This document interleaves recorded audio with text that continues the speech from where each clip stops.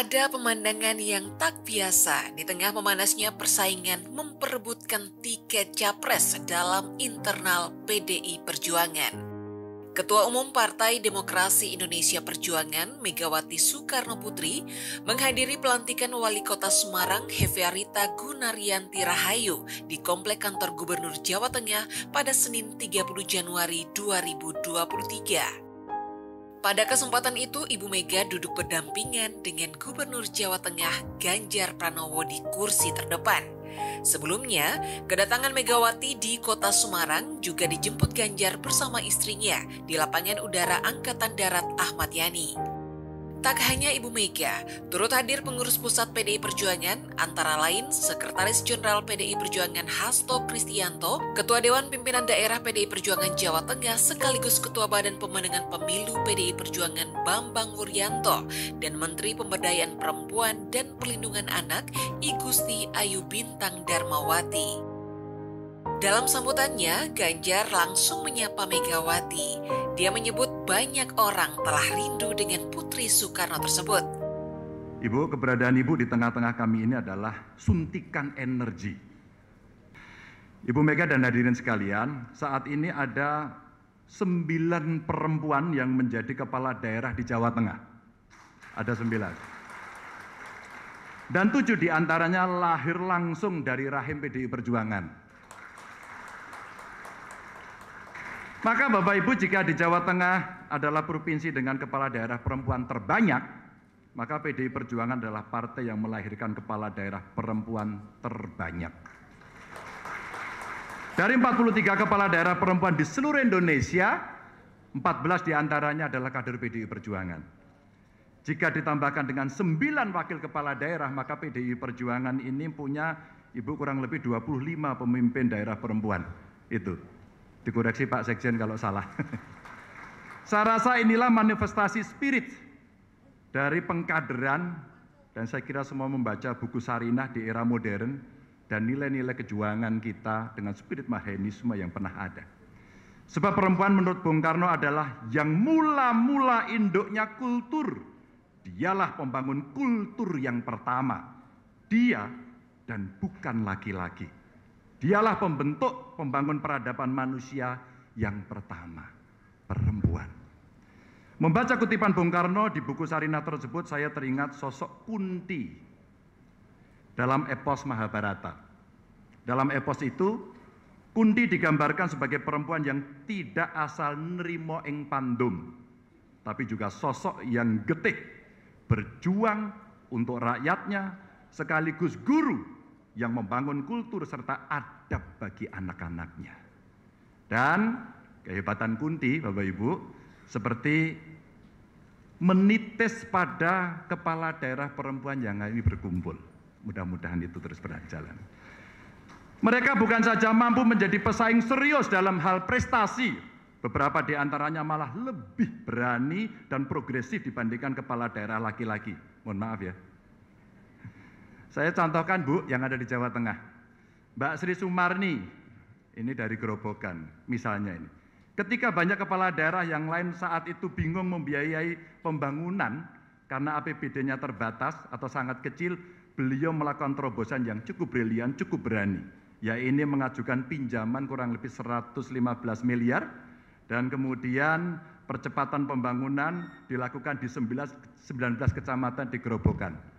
Jadi berani take risk untuk ngambil itu, pinjem bank Bu, dicicil selama 5 tahun. Sebenarnya ada tawaran yang lain municipal bond, tapi ini belum terlalu populer. Tapi beliau melakukan terobosan. Ada juga Mbak Sri Mulyani dari Klaten, yang menggandeng Batan, dan tentu saja ini Badan Tenaga Nuklir Nasional untuk mengembangkan padi rojo lele Bu, yang sempat hilang atau turun produksinya di Klaten. Lahirlah varietas rojo lele Srinar dan rojo lele Srinuk. Itu kayaknya namanya dia deh.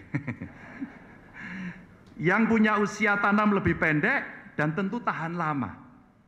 Harganya pun jauh lebih tinggi. Dan jika gabah kering dari padi biasa itu harganya Bu kira-kira 3.800, maka Srinar dan Srinuk ini bisa mencapai 5.000 per kilogram. Saya kira Ganjar mengatakan beberapa pesan disampaikan Megawati, yakni mulai dari penurunan stunting hingga penanganan perdagangan orang atau trafficking. Selain itu, Ganjar juga diingatkan agar lebih memperhatikan isu-isu perempuan. Menurutnya, kepala daerah mesti peduli dengan persoalan tersebut. Ganjar mengatakan baru kali ini ada acara di Jawa Tengah yang melibatkan banyak orang dan dihadiri oleh Megawati. Sementara itu, Megawati Soekarno Putri melalui Sekjen PDI Perjuangan Hasto Kristianto mengatakan bahwa kehadiran Ketua Umum PDI Perjuangan ini memang spesial. Menurutnya, Megawati mengenal baik Mbak Ita, sapaan akrab Wali Kota Semarang. Selain itu, Megawati juga mengenal baik sosok Hefearita, apalagi Hefearita juga aktif menjadi kader PDI Perjuangan di Kota Semarang. Dia menjelaskan Megawati memang sering berdialog dengan anak-anak atau kader yang menjadi kepala daerah dan anggota legislatif.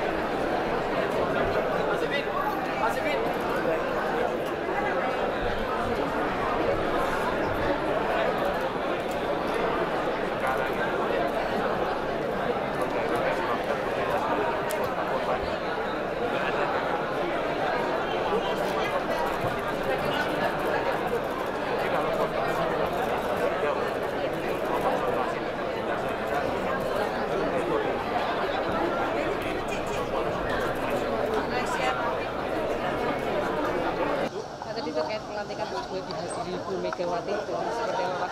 Oh ya, tentu menjadi sangat istimewa.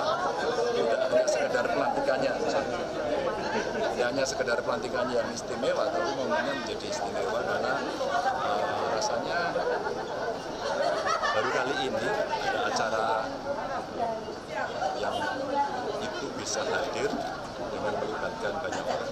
Jadi suasana kangennya menjadi sangat terasa, maka kepala daerah, pimpinan partai di tingkat daerah, DPRD, semuanya tadi hadir. Dan saya kira semuanya senang karena obat kangen bersama Ketua Umum.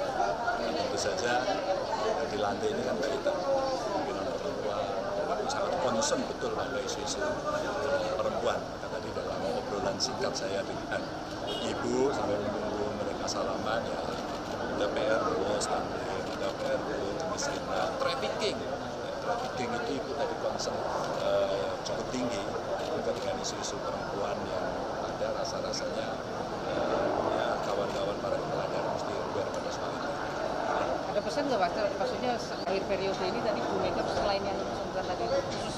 Ya karena dari Presiden itu percepatan penurunan angka kemiskinan, stunting, inline, maka pada saat Ibu ulang tahun pun kita diminta untuk menyelesaikan problem stunting. Ya, Ibu ulang tahun, ayo semua kader datang ke tempat-tempat atau pos-pos di mana aktivitas penanganan stunting dilakukan. Kita turun semua.